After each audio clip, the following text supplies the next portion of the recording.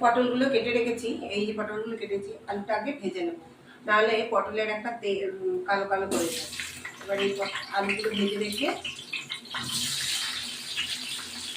তোমরা জানো পটলটা কাটা হয় কীভাবে, আমরা এইভাবে কাটি, এইভাবে একটু খোসা থেকে। এবার এইটা ভাজা হোক, তারপর ফিরে আসছি।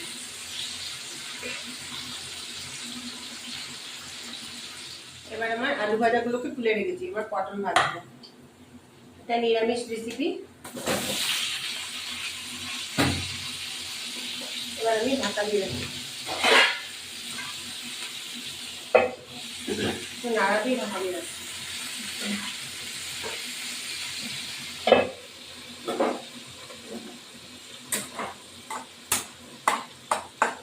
এবার আমার পটল ভাজা হয়ে গেছে, তুলে তুলবো। পটল ভাজা হয়ে গেল, এবার তুলে তুলবো।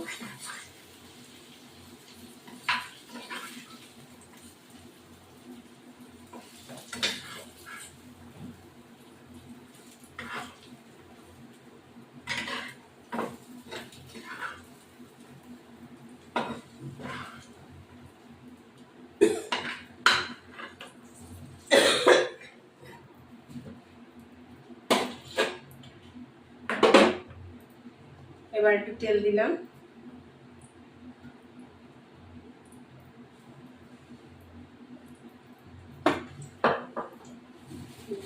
গোটা জিরে, ফোড়নে গোটা জিরে দিলাম। এবার আমি এক একে মশলা দেব।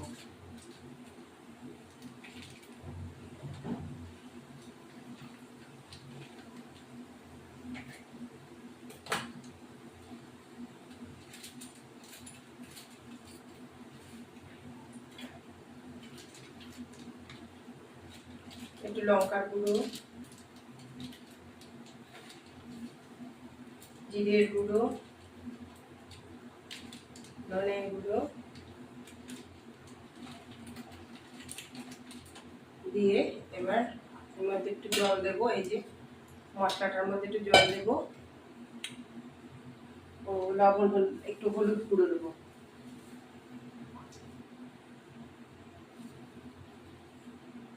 হলুদ গুঁড়ো দেবো, লবণ দিয়ে এবার এটা দিয়ে দেবো মশলাটা।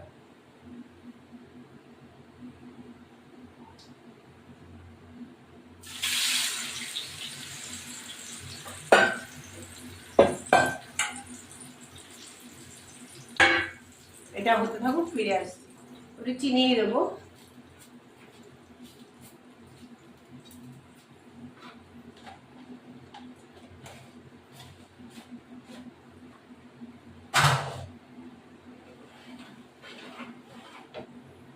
এবার আমি এই আলু পটলগুলো দিয়ে দেবো। মশলাটা কষানো হয়ে গেছে, আলু পটলগুলো দিয়ে দিলাম।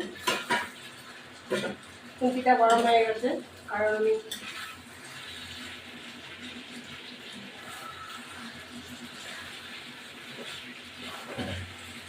এবার আমি জল দিয়ে দেবো।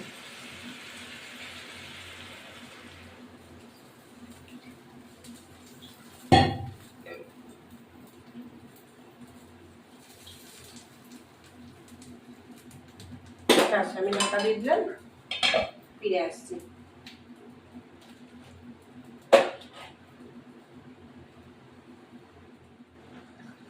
এবার আমার এটা হয়ে গেছে, একটু ঘি দেবো, অল্প একটু ঘি দিলাম,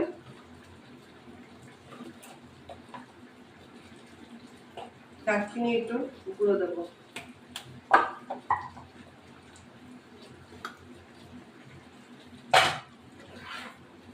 এবার বন্ধুরা আমার হয়ে গেছে, নামিয়ে দেবো।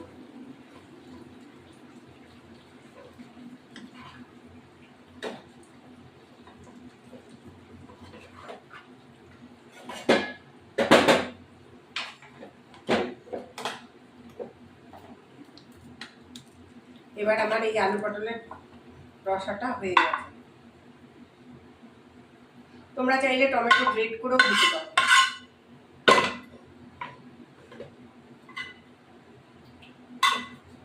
এই গরমের দিনে এই আলু পটলের রসা বা নিরামিষ দিনে রান্নাটা ভালো, যেহেতু মঙ্গলবার, এই জন্য আলু পটলের রসা। আমার ভিডিওটি ভালো লাগে লাইক শেয়ার সাবস্ক্রাইব, বেল আইকনটা প্রেস করে নতুন বন্ধু। বানাচ্ছি শাক ভাজা। এই শাকটা কি তোমরা চেনো? সকালে এই শাকটা বানাচ্ছি, উচ্ছের ডাল বানাচ্ছি, উৎকিতর ডাল আর কি, উচ্ছে দিয়ে, এই যে উচ্ছে দিয়ে, এই ডালটা উচ্ছে দিয়ে বানাচ্ছি, দেখো বন্ধুরা। আর এটা হলো ওই যে কি শাক বলে, জলে হয়, ওই যে ছেঁচি শাক, ছেঁচি শাক হচ্ছে। আর হবে ঢ্যাঁড়স ভাজা, ঢ্যাঁড়স ভাজা হবে। আর ওই শিঙি মাছ, শিঙি মাছ। এখন আমি এই উচ্ছে শাক ওটা বানাচ্ছি।